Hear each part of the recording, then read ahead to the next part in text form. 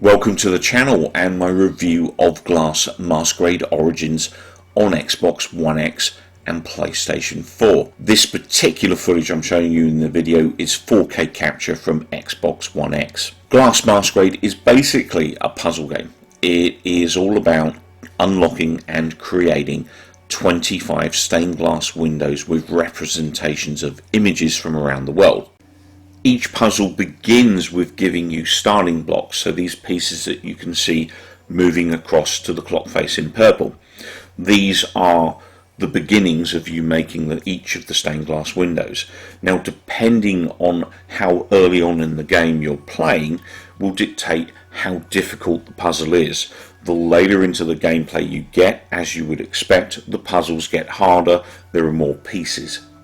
This game doesn't get any more complex than building clock faces, so it is very much, a one-way street. If you're not into making puzzles or doing things at a pace, then you're probably not going to like this. If you're like me though, and you like playing lots of different games, and sometimes you just want a wallpaper game, you don't have to think too hard about, you're not in a panic to get things completed. You can do this puzzle at your pace. There is a time limit, it's just recording how long it takes you to do the puzzle.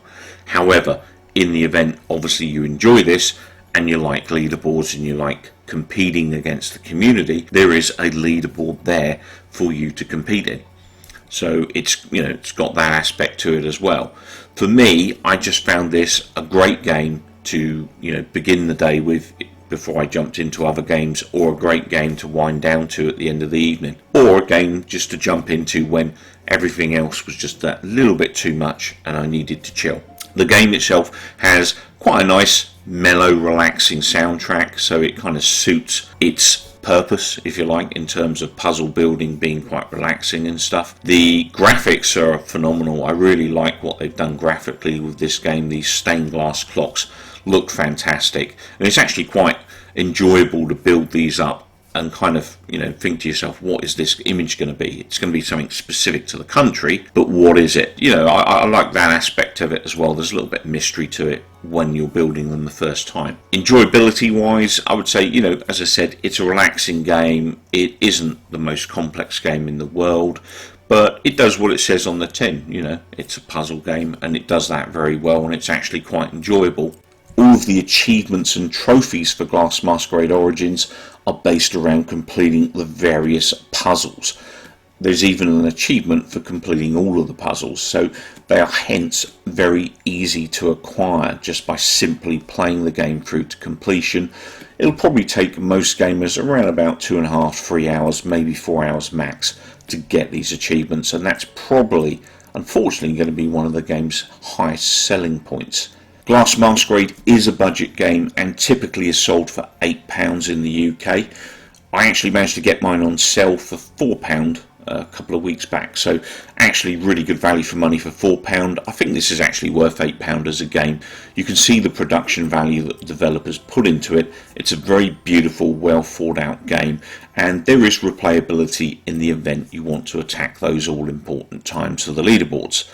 The control system for playing the game is very simple. It's a matter of a single button press to select a puzzle piece and move it to the clock face. There is a little bit of precision required, but I totally understand that, because obviously if it was too easy to place puzzle pieces, it wouldn't be a challenge at all. Hence why the developer has actually implemented the system that it has. So with all of that said, Glass Masquerade Origins for me was a very enjoyable title to play. I think it gives value for money in its production.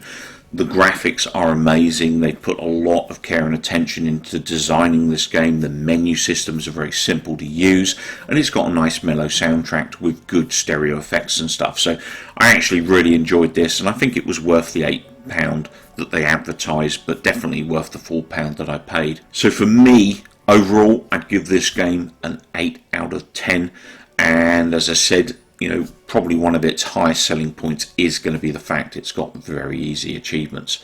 But hopefully, if you do buy this, you'll enjoy it for what it is, a puzzle game, and one of the best ones around at the moment. Thanks for watching. Hope you enjoyed the review. If you did, maybe drop me a like, maybe subscribe. Take care, keep well, and most importantly, come back soon.